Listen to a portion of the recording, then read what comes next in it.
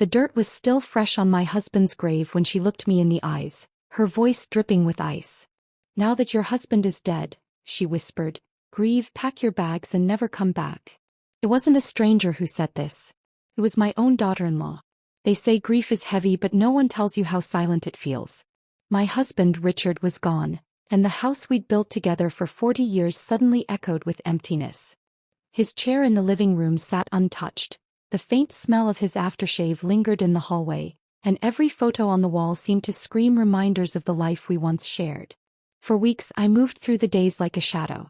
I didn't eat cooking meals, folding laundry that never got worn. I'd wake up reaching for him only to touch cold sheets. Grief wasn't just sorrow. It was survival in a world that no longer made sense. My son Michael tried to be strong for me. He came by after work, checking in, making sure I wasn't drowning too deep in the loneliness. But Michael wasn't alone anymore. He had Claire, his wife, my daughter-in-law. At first I thought Claire was a blessing. She was beautiful, sharp, and confident. The kind of woman who knew how to command a room. I welcomed her with open arms, hoping she would be the kind of partner who'd stand by Michael's side the way I had stood by Richard's. But beneath her perfect smile there was something else. Something colder. It started small. "You don't need to cook for us, we've already eaten," she'd say, brushing off the meals I worked hard to prepare. Or, "Maybe you should rest in your room. Michael and I want some privacy," she'd add, closing the door as if I were a guest in my own home. I told myself it was just adjustment, just boundaries. Every marriage needs its space. But after Richard's death, things changed. The space became distance. And the distance became hostility. The funeral was when the first cracks showed. I stood by Richard's casket, my hand resting on the polished wood, my tears soaking into the sleeve of my dress. Michael's arm was around me, steady and warm. But Claire? She stood a few feet away, her eyes dry, her face unreadable. She didn't reach for me. She didn't comfort me. She just watched. Later that night, as mourners filled the living room with hushed voices and coffee cups, I overheard her speaking to one of her friends in the kitchen. "She looks so fragile," Claire said. "I don't think she can handle being here on her own." Her friend asked something I couldn't quite hear. Claire's reply made my stomach twist. "Well, it won't matter soon. Once things settle, she'll have to leave. Michael and I need our own life. This house is ours now. My house. Richard and I built brick by brick, paycheck by paycheck. She was already planning to take it from me. I wanted to confront her right there, but grief pinned me down. My husband's absence was a weight I couldn't fight against yet. So I stayed silent, pretending I hadn't heard, swallowing the truth like poison. But silence only gave her power. Days turned into weeks. The sympathy cards stopped arriving. The phone stopped ringing. Friends drifted back to their lives. And in the quiet aftermath of mourning, Claire made her move. It was late afternoon. The sun slanted through the blinds, painting long shadows across the floor. I was sitting at the table with Richard's photo in my hands when she walked in. Her heels clicked against the hardwood, her perfume thick in the air. She didn't sit. She didn't soften her tone. She stood tall, arms crossed, her voice cutting through the silence like a blade. "Now that your husband is dead, grieve, pack your bags and never come back." The words slammed into me harder than the casket lid closing. She wasn't just cruel. She was claiming the life I had left. Hi everyone, drop a comment and tell me where you're from. Don't forget to subscribe and hit the like button. Enjoy listening. Her words hung in the air like smoke. "Now that your husband is dead, grieve, pack your bags and never come back." For a moment I couldn't breathe. My hands tightened around Richard's photo frame, the glass digging into my palms. This house wasn't just walls and a roof. It was memories. It was my children's laughter echoing down the hallway, my husband's late-night footsteps, the garden we'd planted together each spring. And now she wanted to erase me from it as if I were nothing. I forced myself to look up at her. "This is my home," I whispered. "I built this life with Richard. You have no right." Claire's smirk widened. She leaned forward, her voice dropping to a hiss. "Michael loves me. He'll choose me. And when he does, you'll have nowhere left to stand." Before I could reply, Michael walked in, his keys jingling as he set them on the counter. His eyes darted between us, sensing the tension. "What's going on?" he asked. Claire was faster than me. She plastered on a sweet smile and slipped her arm through his. "Nothing, honey. Just talking about how hard things have been for your mom." I think she needs space.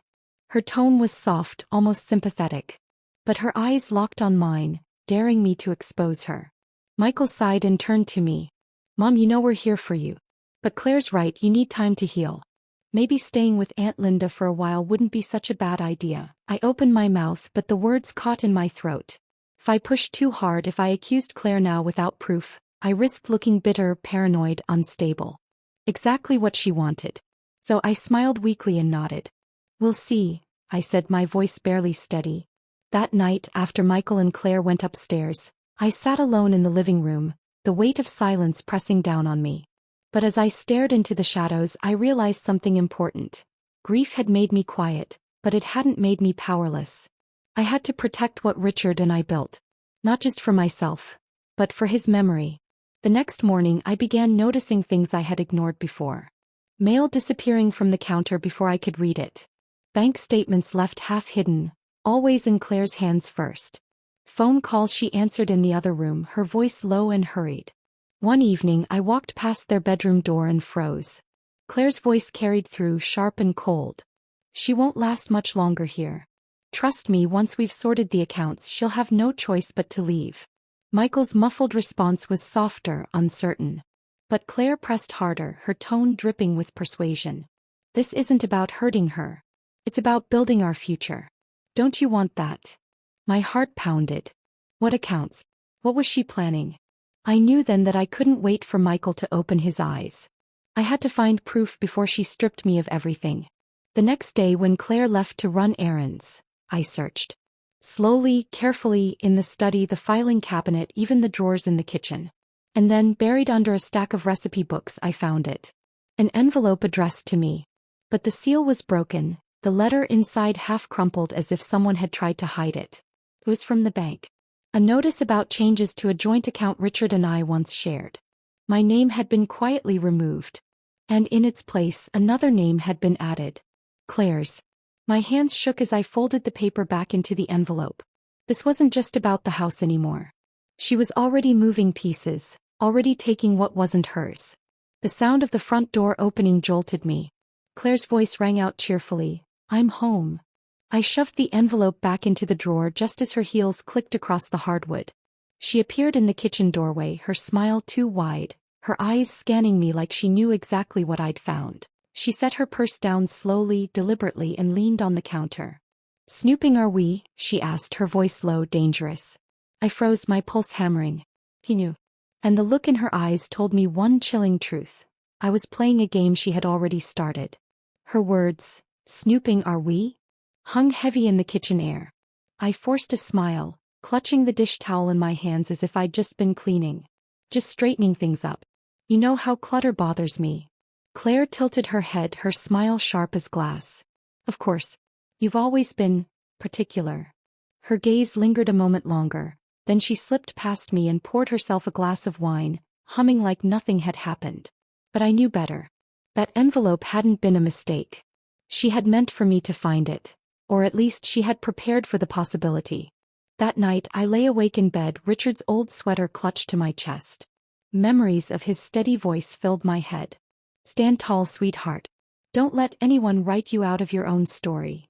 But Claire was doing exactly that. The following days became colder. Subtle but deliberate. My favorite mug disappeared from the cupboard. The photo of Richard and me in the hallway frame was replaced with one of Claire and Michael, smiling like royalty in their castle. Even the meals I cooked were questioned. Claire would wrinkle her nose and say, Michael prefers my recipes. Maybe you should rest more. Each jab was small, but together they built a wall, pushing me further to the edges of my own life. One afternoon I overheard Claire on the phone in the backyard. I moved quietly to the window, the glass cracked just enough to hear. Yes, it's almost done. Once the paperwork clears, she'll have no claim. Trust me, Michael won't even realize until it's too late. My stomach twisted. Who was she talking to? A lawyer? An accomplice? I didn't have answers, but I knew one thing. Time was running out. That evening I finally confided in my sister Linda over the phone. My voice shook as I told her everything. Claire's words, the envelope, the subtle erasures of my life. Linda was silent for a moment, then said firmly, You can't fight her alone. I'll come this weekend. We'll figure it out together. A breath of relief filled me.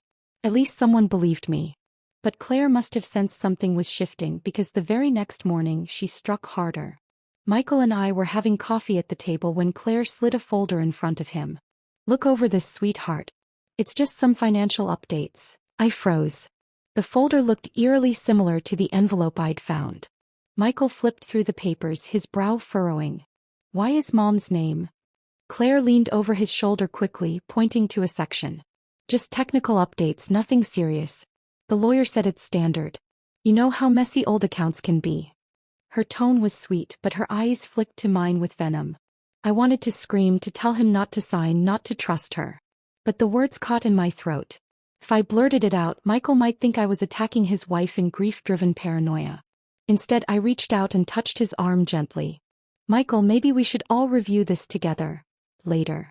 Claire's smile stiffened. For a split second, her mask slipped. I saw the flash of fury she tried to hide. Michael hesitated, then closed the folder. Maybe you're right, Mom. Let's hold off for now. Claire's jaw tightened, but she quickly recovered, brushing his cheek. Of course, honey. Whatever makes you comfortable. She gathered the folder with calm hands, but when she turned away, her eyes locked on me. Promising retribution. That night, as I prepared for bed, a faint knock rattled my door. I opened it to find a slip of paper on the floor. No signature, just 4 words scribbled in sharp ink. Leave or regret it. My breath caught. I clutched the note, my heart racing, scanning the dark hallway. No one was there. Only silence. But when I stepped back into my room, I saw something that made my blood run cold. Richard's wedding band, the one I had kept in a small jewelry box since the funeral, was now sitting on my nightstand. And I knew with absolute certainty, Claire had been in my room. I sat frozen, the note trembling in my hands, Richard's wedding band glinting in the lamplight. My chest heaved with shallow breaths. This wasn't just intimidation anymore. This was personal. Claire was trespassing into the last sacred space I had left. Sleep didn't come that night. Every creak of the old house made me jolt upright, convinced she was standing in the shadows, waiting. By morning, my nerves were frayed. Linda's visit couldn't come soon enough. I needed backup, someone who could confirm I wasn't losing my grip on reality. But when I mentioned it over breakfast, Claire's fork froze midair. Your sister is visiting? Michael looked up from his coffee. That's great, Mom. You could use the company. Claire's smile was polite, but her eyes sharpened like knives. Of course. Family should support each other. The rest of the day she was too quiet. Moving through the house like a shadow, watching, waiting. Before I could answer, Claire appeared in the doorway, her arms wrapped around herself like she was the wounded party. She's lying to you, Michael, Claire said softly, eyes brimming with fake tears. I found her sneaking through Richard's study. She's trying to take the house from us. Michael's eyes flicked between us, torn. My pulse hammered. This was it, the moment Claire had been engineering all along. I opened my mouth to defend myself, but Claire moved first. She yanked something from her pocket and slapped it on the table. The note. The one that had been slipped under my door. But now, scrawled across the bottom in fresh ink, were 5 damning words. See you in court, M. Michael stared at me, stunned. Mom, did you write this? Michael's question hung in the air like a blade suspended above my head. Mom, did you write this? His voice cracked, torn between suspicion and disbelief. My stomach lurched. Of course not. Michael, you know me better than that. I'd never threaten anyone, least of all in your name. But Claire gasped, pressing a hand dramatically to her chest. Don't lie. You slipped it under our door because you can't stand that this house isn't yours anymore. You're desperate, and now you're trying to drag Michael into your madness. Her words cut deep, but I forced myself to steady. This was the moment Richard had prepared me for with those hidden letters. Michael, I said firmly, pulling the bundle from my bag. Before you believe her, you need to see this. I laid the letters on the table. The color drained from Claire's face, but she masked it quickly with a scoff. What is this? Old paperwork? Really? Michael hesitated, reaching for them. His eyes scanned the pages, his brow furrowing as he read Richard's notes in the margins. Slowly his face changed, confusion, then shock, then anger. Claire, his voice was low now, dangerous. Dad knew. He knew you were pressuring me. He even warned Mom about you. Claire's mask cracked. For the first time her composure faltered. That doesn't prove anything. He was sick, confused. No, Michael snapped, slamming his palm on the table. He wasn't confused. You manipulated me, didn't you? You convinced me to sign those forms. That's how you got power over Mom's rights. Claire's lip trembled, but her eyes darted like a cornered animal. Michael, I did it for us. For our future. Your mother is clinging to the past, weighing us down. I only wanted to protect you, protect what we're building together. By destroying my family, he shot back, voice breaking. By making my mother feel unsafe in her own home? The silence was deafening. I could hardly breathe. For the first time since Richard's death, I saw my son standing up, not just as her husband, but as my child again. Claire's eyes hardened. If you think I'll let you throw everything away because of some dusty papers, you're a fool. She lunged for the letters, but Michael blocked her, his voice firm. Enough. You're done controlling this family. Her jaw clenched. Then, with venom dripping from every word, she hissed, "You'll regret this." She spun on her heel and stormed out, the slam of the front door rattling the walls. I collapsed into a chair, trembling. Michael knelt beside me, his hands gripping mine. "Mom, I'm so sorry. I should have seen it sooner." Tears welled in my eyes. "You were grieving too. He took advantage of that. Richard tried to warn us, and now we finally understand." The days that followed blurred with meetings at lawyers' offices and painful conversations. Richard's precautions gave us ground to stand on, and Michael worked tirelessly to undo the damage. It wasn't easy and it wouldn't be quick, but for the first time I didn't feel alone. Claire fought back, of course. Letters from her attorney, angry phone calls, threats whispered at the grocery store. But her power was slipping. Her lies had been dragged into the light and Michael no longer believed them. One evening, weeks later, I stood on the porch watching the sun dip below the horizon. The house, once suffocating, finally felt like home again. Michael stepped out beside me, resting a hand on my shoulder. "Dad was right," he said softly. "He knew she'd try to break us. But he also knew we'd be strong enough to fight back." I nodded, tears slipping down my cheeks, not of sorrow this time but of release. "Claire wanted me gone," I whispered.